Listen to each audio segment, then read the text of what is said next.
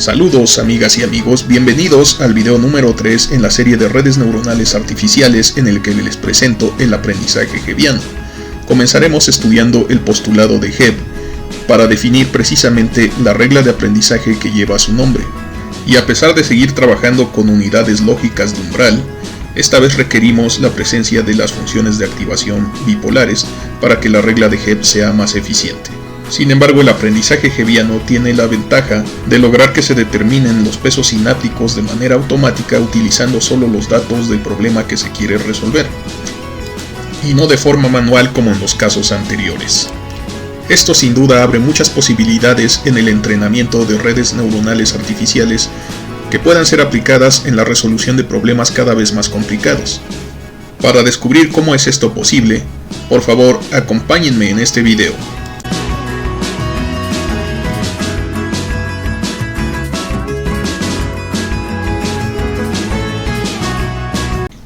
Muy bien, vamos a pensar en esta ocasión que tenemos una neurona artificial, pero en este caso, a pesar de que también es una unidad lógica de umbral, porque podemos ver que tiene una función de activación tipo signo, que toma dos estados.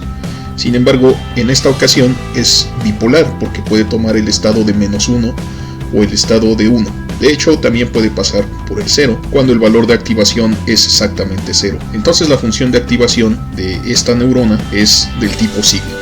Por lo que de este lado tenemos su definición, es +1 para cuando el valor de activación es mayor que 0, 0 para cuando el valor de activación es exactamente 0, y -1 para cuando el valor de activación es estrictamente negativo.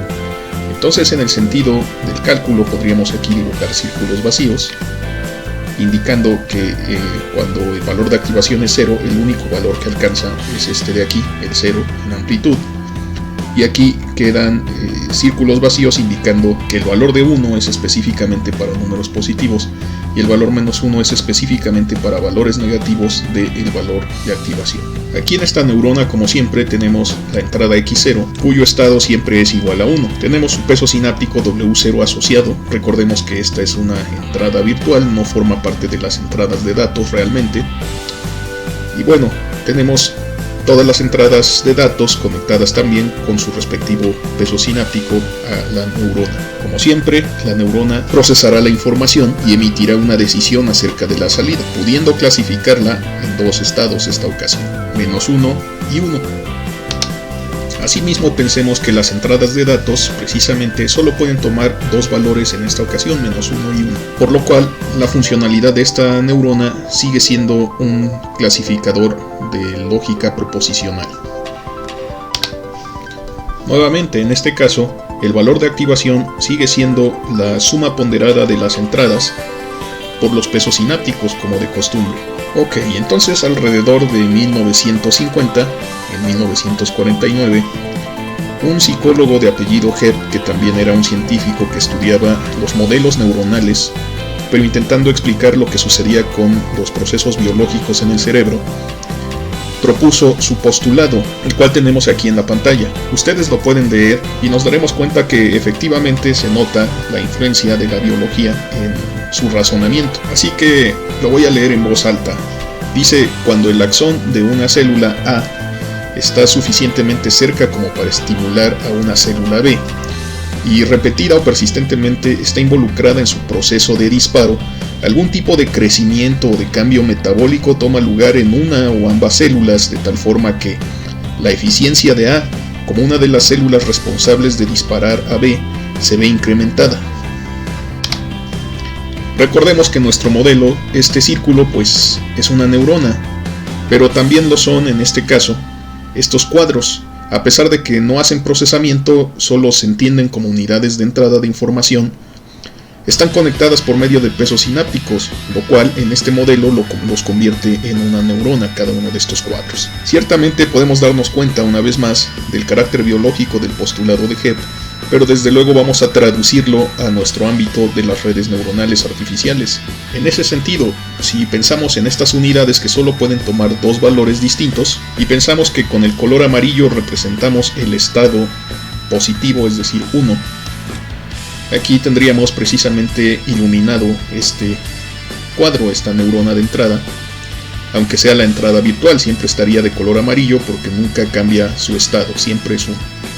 Sin embargo, si nosotros representamos el estado de la neurona de salida, ya sea como 1 o -1, vamos a pensar en lo siguiente. Si tomamos el color amarillo como la representación del número 1, entonces cuando esta unidad de salida debiera tener un valor de 1, simple y sencillamente vamos a ponerla como de color amarillo. Por el contrario, si el valor que debe tener la salida fuera -1, aquí tendríamos iluminada esta neurona de color azul.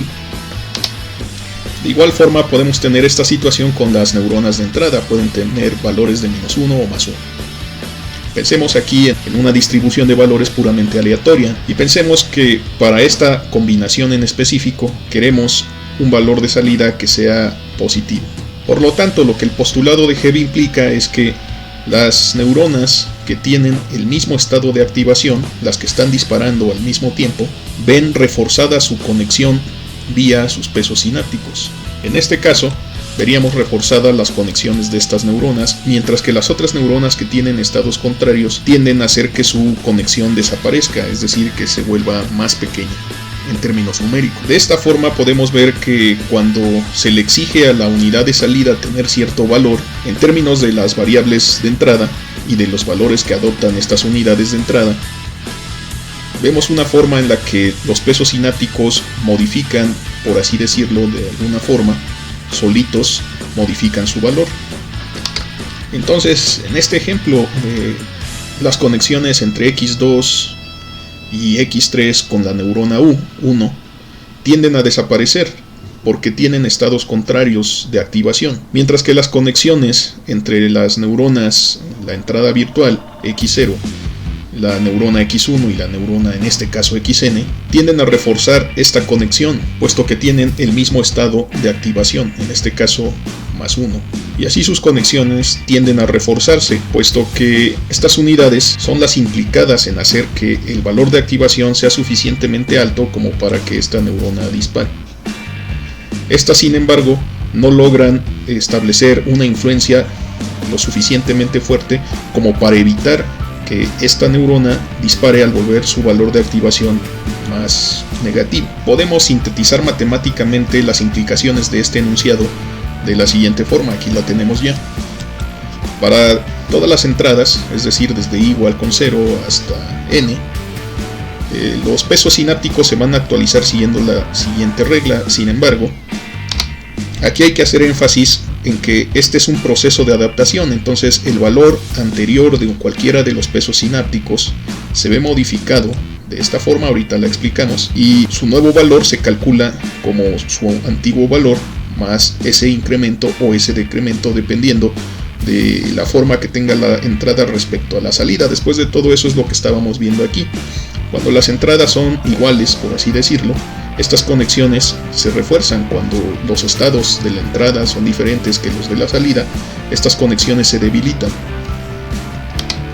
Entonces, efectivamente queda sintetizado en este término esa implicación del postulado de Hebb, puesto que si X y ésima es positiva y la salida deseada también es positiva en ese momento, todo este término será positivo, para lo cual debemos definir que alfa es una constante positiva y recibe el nombre de razón de aprendizaje, así es como se le conoce. Vamos a ver después qué implicaciones tiene. No siempre debe valer 1, siempre debe ser positiva, siempre se estila que tenga valores pequeños. Eso va a quedar claro cuando lleguemos al método de la regla delta, la regla de aprendizaje delta, la cual está inspirada desde luego en el aprendizaje hebbiano, en la regla de Hebb, y vamos a ver que la elección de su valor tiene implicaciones directas en la estabilidad de los métodos de entrenamiento, lo cual quiere decir que determina en gran medida la convergencia de los pesos sinápticos a valores adecuados,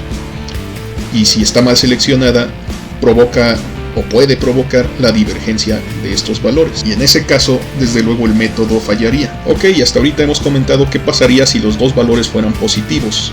Todo este término sería positivo y el nuevo valor del peso sináptico se ve incrementado, es más grande que el que tenía un instante anterior.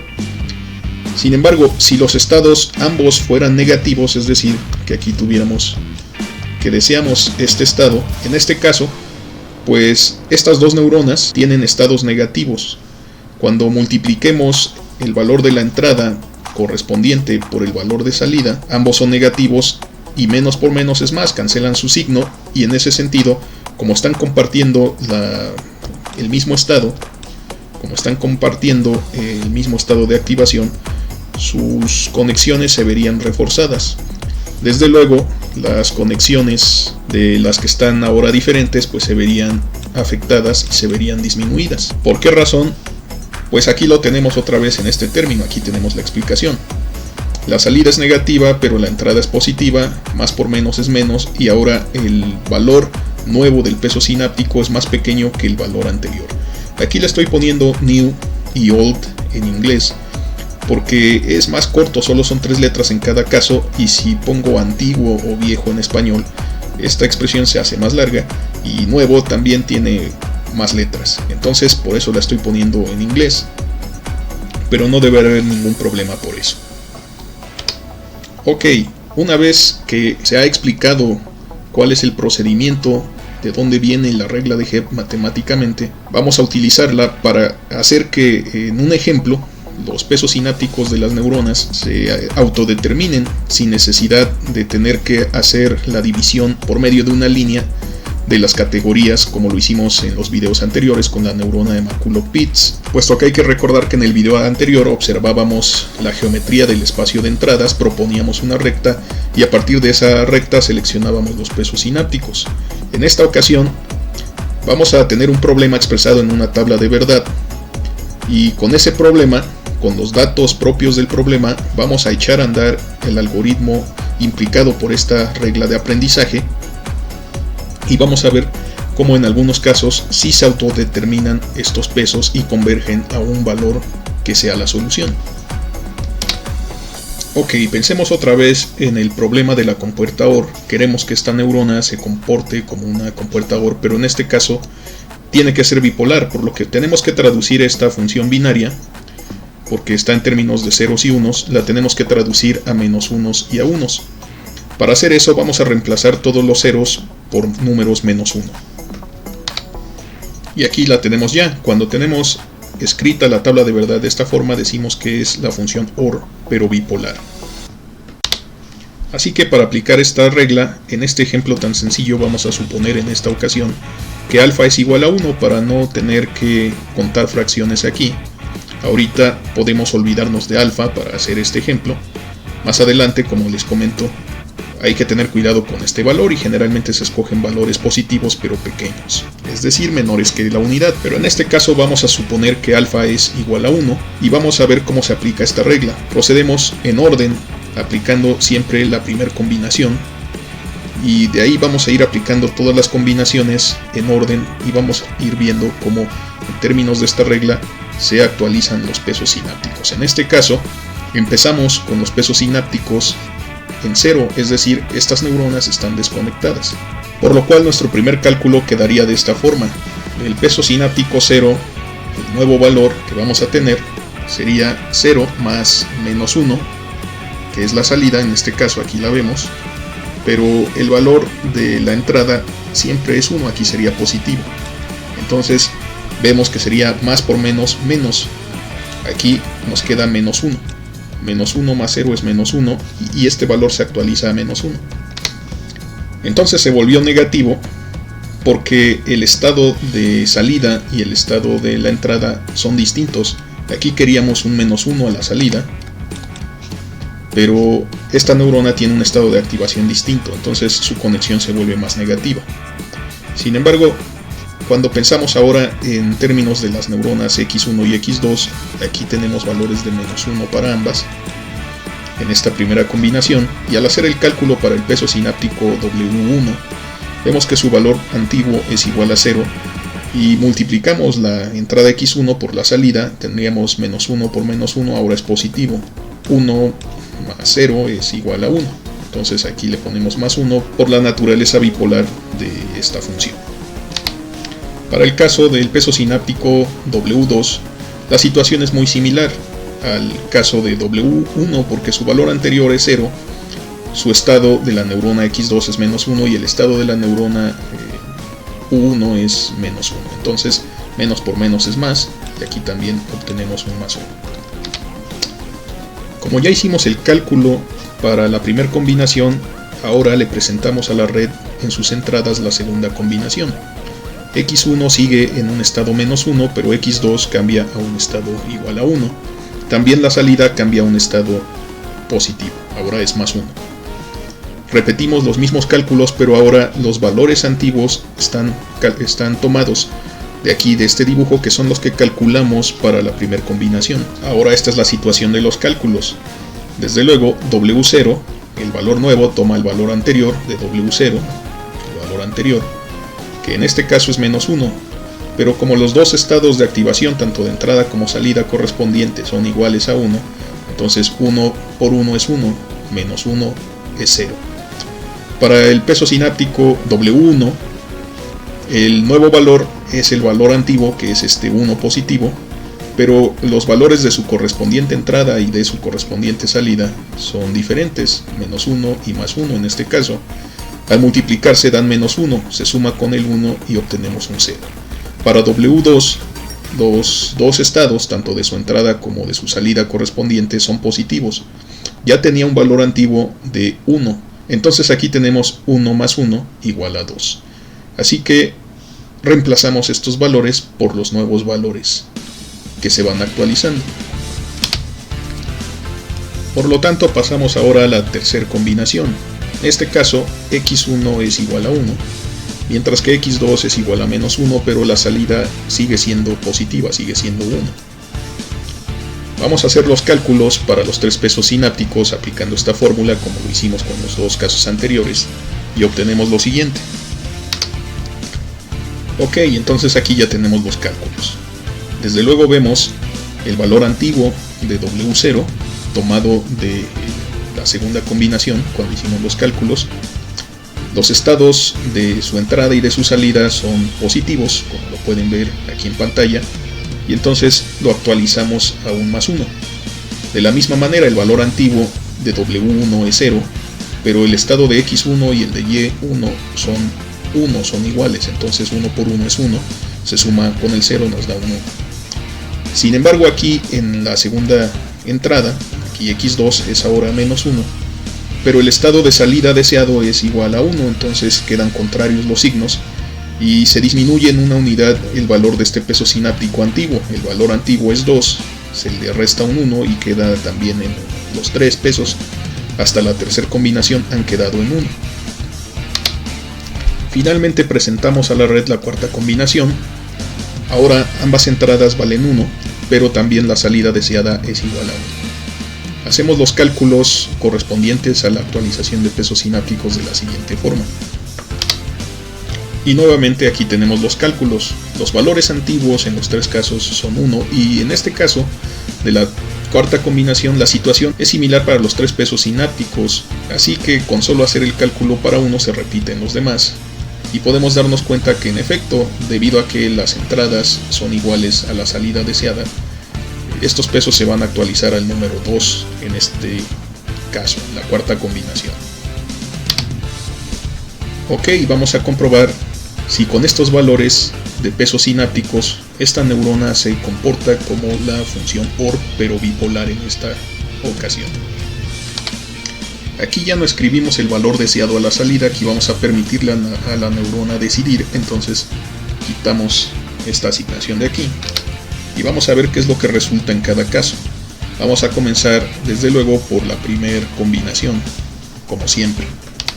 En este caso tenemos la combinación menos 1, menos 1, aquí la vemos, y vamos a ver qué nos arrojan estos cálculos. 1 por 2 es 2 y esto nunca va a cambiar, ya que esta entrada es la entrada virtual que siempre está en 1, nunca cambia. Aquí tenemos el 2. Aquí en esta primera combinación tendríamos menos 2 y aquí también tendríamos menos 2. A la entrada de la neurona, si sumamos estos tres valores para calcular el valor de activación, nos vamos a dar cuenta que nos queda un menos 2, dado que este menos 2 y este otro 2 se cancelan entre sí. pero menos 2 es un valor que es negativo y el valor que le corresponde es efectivamente el menos 1. Entonces esta neurona está calculando un menos 1, lo cual corresponde perfectamente con la salida que estábamos esperando. Ahora colocamos la segunda combinación, x1 es igual a menos 1, x2 es igual a 1. Veamos qué arrojan los cálculos. Aquí tendríamos menos 1 por 2, aquí es un menos 2. Aquí 1 por 2 es 2. Desde luego sumamos estos tres valores, volvemos a ver que se cancela este menos 2 con este 2, pero ahora el resultado es positivo. Al sumar estos tres valores obtenemos un 2, y el número 2 es positivo y la salida entonces es igual a 1, que corresponde justamente con el valor deseado de la segunda combinación. Para la tercera combinación, en este caso, tenemos x1 igual a 1, x2 igual a menos 1, y vamos a ver qué arrojan los cálculos. Por esta línea de señal tenemos 1 por 2 es igual a 2, por esta línea de señal tenemos menos 1 por 2 es igual a menos 2. Al sumar estos tres valores, desde luego menos 2 con 2 se cancela y queda solo 2, obtenemos otra vez 2, que es un valor mayor que 0, y la salida es en efecto igual a 1, tal como lo predice la tabla de verdad. Finalmente, en la cuarta combinación tenemos ambas entradas iguales a 1, y entonces en los flujos de señal, aquí en estas líneas de flujo de señal, tenemos 1 por 2, 2, 1 por 2, 2 también. Sumamos los tres valores, nos da 6, 2 más 2 más 2 es igual a 6, 6 estará por acá y es positivo, entonces la salida, la función signo, nos va a dar un más 1.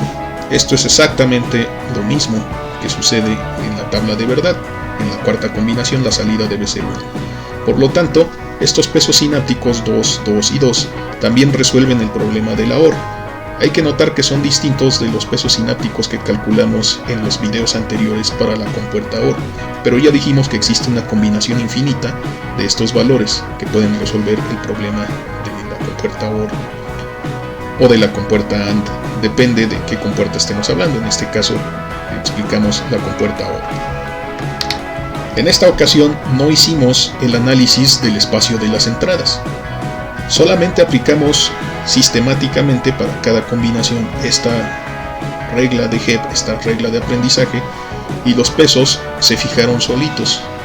Sin embargo, esta regla de aprendizaje tiene ciertos problemas que vamos a ver en el próximo video, y vamos a proponer entonces una regla más sofisticada.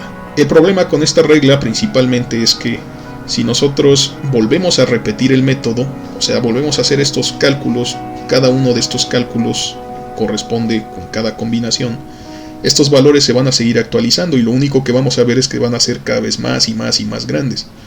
Esta regla no tiene, por lo tanto, un mecanismo que me diga dónde ya es suficiente, dónde ya debo dejar de entrenar. Aquí corrimos con suerte porque con presentar las 4 combinaciones convergimos a una solución. Pero si nuestro problema hubiera sido diferente, posiblemente no hubiéramos podido lograr ese efecto. No tenemos modo con esta regla de Hebb de saber cuántas iteraciones, cuántas veces tenemos que presentar todas las combinaciones para obtener una solución, y es decir, cuándo debemos parar o cuándo todavía no es suficiente. Vamos a corregir eso en el próximo video introduciendo un término de error. Sin embargo, de aquí en adelante todos estos métodos tienen este principio fundamental, en el que el nuevo valor del peso sináptico se calcula a partir del anterior más un término de actualización. Por eso se le conoce como aprendizaje hebbiano a esta y varias otras reglas que vamos a ver durante un buen rato en este curso de redes neuronales artificiales. Pero por supuesto no podíamos dejar de lado el análisis del espacio de entradas.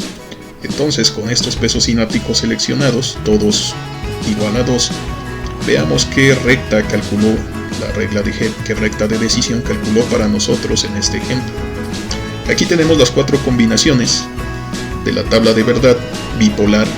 Hay que notar que ahora están distribuidas no solo en el primer cuadrante, ahora están distribuidas en los 4 cuadrantes, puesto que permitimos valores tanto positivos como negativos en ambos ejes. Como siempre, los puntos verdes representan la categoría más 1 y los puntos rojos, en este caso solo uno, representa la categoría -1. Vamos a ver si estos valores trazan una recta que separe estas dos categorías. Por inspección, nosotros como seres humanos podemos ver que ciertamente sí existe una recta o muchas rectas, un número infinito de ellas, que son capaces de separar estas dos categorías. Vamos a ver cuál seleccionó para nosotros la regla de Hebb, como comentamos. Si recordamos del video anterior, para neuronas con dos entradas, para las compuertas que hemos estado trabajando, la recta de decisión queda expresada de esta forma. X2 en el eje de las ordenadas queda en función de X1, desde luego, en el eje de las abscisas, con una pendiente dada como la división de los pesos sinápticos W1 entre W2 con su signo negativo, y la ordenada al origen es el valor negativo de W0 sobre W2. Lo único que pasa es que aquí ahora todos los pesos son idénticos, son iguales a 2. Vamos a sustituirlos y vamos a ver, por supuesto, qué recta seleccionó para nosotros el algoritmo. Ok, después de hacer los cálculos, donde solo reemplazamos los valores de los pesos sinápticos en esta expresión, la forma ordenada al origen de la recta de decisión, obtenemos X2 es igual a menos X1 menos 1. Esta recta tiene pendiente a menos 45 grados, va hacia abajo con una inclinación de 45 grados y pasa por el menos 1 en la ordenada al origen, o sea que aquí es donde corta al eje de las ordenadas. Vamos a trazar esa recta, por lo tanto. Aquí la tenemos ya. Esta es la recta de decisión, X2 igual a menos X1 menos 1. A menos 45 grados, cortando al eje de las ordenadas en el número menos 1. Efectivamente podemos ver cómo separa perfectamente las dos categorías. Ok, puede no parecer mucho, pero la regla de Hebb acaba de abrir para nosotros muchas posibilidades, como por ejemplo la posibilidad de entrenar problemas con más entradas, donde ya no nos sea posible graficar un espacio de entradas. Es decir, si tuviéramos una tercera entrada X3, todavía podríamos pensar en un espacio, literalmente un espacio tridimensional, no solo un plano. Pero si tuviéramos 4 entradas, ya no podemos hacer un dibujo y mucho menos podríamos visualizar cuál es el hiperplano que separa a las dos categorías en caso de que las haya. Así que, en primera instancia, la regla de Hebb abre para nosotros la idea de poder hacer entrenamiento de neuronas donde el número de entradas ya es superior a 3 incluso. Así que podríamos pensar en entrenar un número arbitrario de entradas. Además, ya no tenemos que seleccionar a mano estos valores. Estos valores ahora son resultado de la aplicación sistemática de un algoritmo dado por estas reglas de aprendizaje. Y esa es precisamente otra de las ventajas que la regla de Hebb hace para nosotros. Nos permite proponer nuevas reglas de aprendizaje que sean más eficientes, como la del perceptron y de data-line que vamos a ver en los próximos videos. Como siempre, el desarrollo de McCulloch-Pitts que vimos hasta el video anterior es importante porque sintetiza las 3 propiedades que debe tener una neurona artificial cuando se inspira en las neuronas biológicas, que es la capacidad de ser influida por diferentes entradas en diferente medida, es decir, por la naturaleza de cada peso sináptico, de concentrar todo ese valor, todas esas entradas, en un solo valor, en el valor de activación, y después de tomar una decisión con la función de activación. Sin embargo, además de esas capacidades, ahorita estamos dotando a estos métodos neuronales por medio de algoritmos que son capaces de determinar los pesos sinápticos adecuados en función del problema que queremos resolver. Ustedes, amigas y amigos que ven este video, pueden comprobar que la regla de Hebb también funciona para el caso de la compuerta AND bipolar. Serían exactamente las mismas 4 combinaciones, lo único es que cambiaríamos este por un -1 y este por un -1 también. Desde luego, aquí tendríamos la categoría roja de los números negativos para las 3 primeras combinaciones y la única que sería la categoría verde de los positivos para la 4ª combinación. Entonces es recomendable que ustedes hagan ese ejercicio para practicar y verán que en efecto funciona esta regla de Head para ese caso también. Muy bien, amigas y amigos, hemos llegado al final de este video. Espero que les haya gustado y que les sea muy útil. Si es así, no olviden darle like y si aún no lo han hecho, suscribirse a este canal para ver más videos como este. Espero que se encuentren muy bien y como siempre, nos vemos en el próximo video.